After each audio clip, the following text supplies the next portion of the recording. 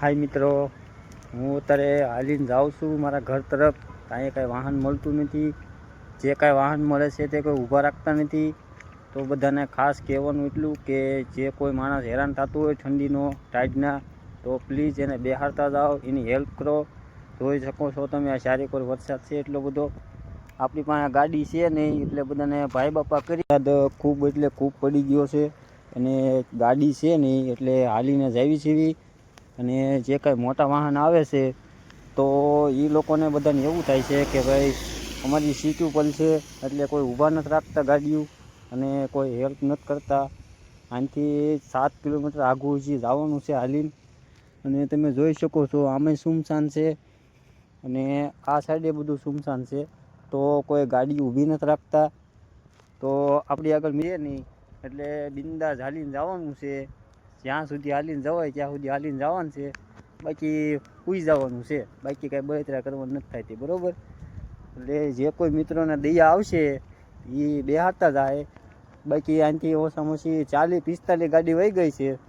હજી સુધીમાં કોઈ ઊભું નથી રહ્યું. પણ હવે કદાચ કોકને એવું લાગે તો કોઈક ઊભા રહે. બાકી બધા જો જાય જ છે તડામાર. તમે જોઈ શકો છો બધા કે જો બધા ગાડીઓ લઈને જાય જ છે બરાબર. તો કોઈ પણ માણસને એવું નથી થતું કે ભાઈ આ વ્યક્તિ હેરાન થાય છે, આને કાંઈ વાહન નથી મળતું તો આપણે બેહારતા જઈએ. અને તમે જોઈ શકો છો કે ચારેક ઓર વરસાદ આપણે બહુ પડી ગયો છે. આ ચારેક ઓર વરસાદ પડી ગયેલો છે. અને હજી આનાથી ઘર છે બહુ આઘું છે. પણ શું કરવાનું, કારણ કે કોઈ બેહારતા તો છે નહીં બરાબર. તો ગાડી નથી તો શું કરવાનું, હાલવું તો પડશે જ તે આપણે. તો એ મધરા હાલ્યા જ એવી છે વરસાદને જોતા જોતા, પલતા પલતા જ એવી છે. તમે જોઈ શકો છો વરસાદ આ સાઈડ બહુ સારો પડી ગયો છે. જો અને કોઈ ઊભું નથી રહેતું, કારણ કે જેમ મારે ઘરે જવાની ઉતાવળ છે ને એમ બધાને ઘરે જવાની ઉતાવળ છે. પણ એ લોકો કોઈ સ્પેશિયલ તો આવતા નથી કે ભાઈ અમે કોઈને એવું તો કહેતા નથી કે ભાઈ તમે સ્પેશિયલ અમને મૂકી જાઓ. આ તો આ તરફ જતા હોય તો બેહારતા જાય તો શું કે હેરાન ન થાય કોઈ. અને આ તમે જોઈ શકો છો સુમસાન રસ્તો છે બરાબર. તમે જોઈ શકો છો મિત્રો. અત્યારે 7 વાગી ગયા છે રાતના બરાબર. તો હજી સુધીમાં કોઈને એવું નથી થતું કે આપણે બેહારતા જઈએ કે ભાઈ હેરાન થાય છે. કે એનાથી ઓછામાં ઓછું મારું ઘર 6-6.5 કિલોમીટર આઘું છે. કોઈને એવું લાગતું નથી, પણ કોકને જો દયા આવશે તો કોઈક બેહારતા. બાકી આપણે જો મજરા હાલ્યા જઈએ છીએ. એક દૂધનું વાહન આવે છે પાછળ, પણ કદાચ એને એવું લાગશે કે ભાઈ બેહારવો છે તો બેહારતા જાય. બાકી બધા જાય એમ એ જાય. બીજું હું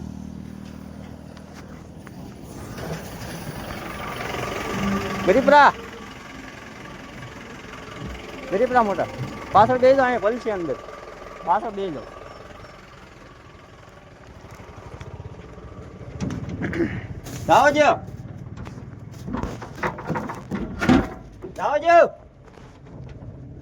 મિત્રો તો આ ભાઈને આપણી ઉપર દયા આવી ગઈ છે કે ભાઈ દૂધનું વાહન જાતું હતું એટલે કે બે દેવી.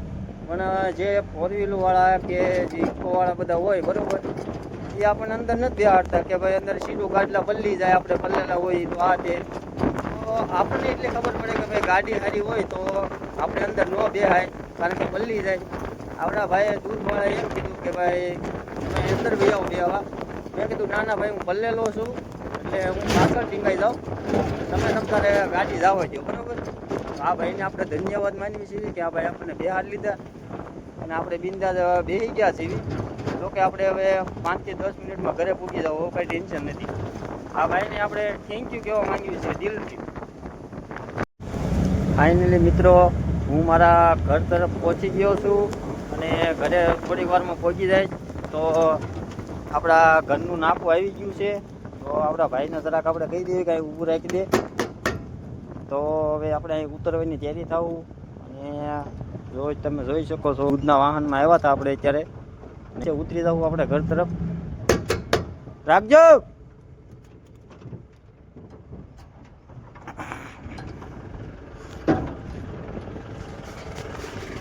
થેન્ક યુ મોટા, થેન્ક યુ. તમે જોઈ શકો છો કે આવડા ભાઈ હવે આપણને ઉતારીને એ ભાઈ એન્કોર ગયા છે અને હું ફાઇનલી મારા ઘર તરફ પૂગવાની તૈયારીમાં છું, કારણ કે હવે અહીંથી મારા ઘરનો રસ્તો મૂળ 1 જ મિનિટનો છે.